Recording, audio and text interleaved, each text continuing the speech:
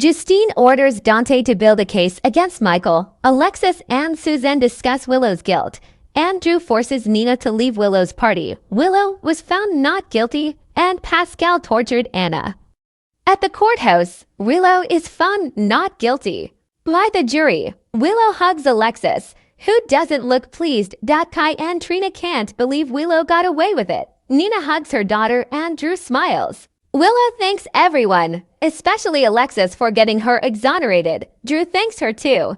She reminds him to keep up his end of their deal and walks off. Drew is eager to celebrate and Nina declares they can all celebrate together. Justine complains to Dante. She wants the head of whoever made their evidence disappear. Drew and Willow come over and he says there are no hard feelings. He adds he'll be in touch to press charges against Michael. Nina thanks Chase for all he did. He says he only did what he had to. As she walks off, Justine and Dante walk over and she tells the cop he could end up in prison for his interference. Chase defends himself and points out the jury even agreed with his claim that Willow is innocent. He only wanted the right culprit brought to justice because she wasn't doing her job. Justine orders Dante to build a case against Michael. Dante knows he's the leading suspect, but not the only one.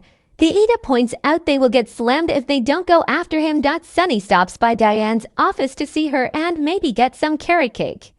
Suzanne tells him that everyone is out. The jury came in with a verdict. He hopes Willow is acquitted for everyone's sake. That's a surprise to her. He's sure the Dow office doesn't have enough to go after Michael. Alexis texts Suzanne to say Willow was acquitted. She noticed her slip in her summation and she could read between the lines. Alexis admits it made her sick that she had to be quiet. The lawyer tells Suzanne that someone came to her with evidence that Willow was guilty. She had to look after her client. Suzanne says she was just doing her job and urges her to focus on Scout. Alexis can't blame Willow for shooting Drew. Subscribe to Soap Spoilers newsletter. Trina and Kai go to the cafe. They know Willow can't be tried again. Trina can understand why Willow would shoot Drew. They committed a crime too. So who are they to judge? He thinks she's being compassionate. She points out Willow is stuck with Drew and that's punishment enough. Kai admits it is tempting to believe that. He's looking forward to resigning so he can get away from Drew. But if Michael gets arrested, they can't stay silent. He says he will go to the police on his own. They debate which of them is more guilty, but he insists she let him do this. He won't let her throw her life away. The one good thing that came out of this mess was that it brought them back together. They kiss. She won't let him sacrifice himself for her, if it comes to it. They will go to the police together. Drew and Willow go home and he assures her he will make good on his promise to get her children back. Scout rushes in and they tell her the good news. Willow tells her she'll get to spend a lot more time with Alexis now. Nina shows up with champagne and Drew asks his wife to fix a snack for Scout for while he has a word with her mom. As soon as they are alone, Drew informs Nina she won't be spending any more time with her daughter. He threatens to tell her daughter she was trying to drive a wedge between them. Drew tells her she needs to leave. She won't ruin her daughter's celebration, but she'll be back. She exits. Chase shows up with flowers. Drew offers to give them to Willow. She comes out and thanks him for them. Drew explains Nina already left so they should celebrate another time. Willow thanks Chase for believing in her.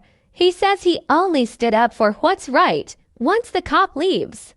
Willow tells her husband she's relieved to have some quiet and asks him to hold her as he does. Her eyes dart around. They let the nanny take Scout off to see Alexis and then toast to their future. As he starts talking about a vacation, she shoves a hypodermic in his neck and knocks him out. Everything is going to work out, Drew. You'll see, she says. Scout goes to Alexis' office to visit her. Michael goes home, has a drink, and scowls out the window. Sonny shows up and his son complains it's only a matter of time until the cops are knocking at his door. His father doesn't care if he shot Drew or not. He will make sure he doesn't go down for it. Michael worries about what this could mean for custody. He can't let his kids live under the same roof as Drew. His father urges him not to think about that. He promises that Turner won't go after him. Once Sunny is gone, Chase arrives and tells Michael he hopes they can put this behind them. Michael makes it clear that's not going to happen. Sunny goes to the courthouse and offers to do Justine a favor. In captivity, Anna freaks out as she hears Faison's voice over the intercom. She says he's dead and he says not even death could part them. He says they have been reunited and will never be apart again. She's sure this can't be real. He points out that both of his children came back from the dead. He could have the same miracle, throwing his cigar in the trash.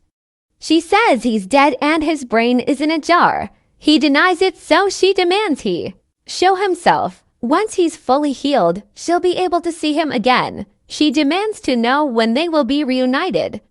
He says arrangements are being arranged for them to spend the rest of their lives together in their new home.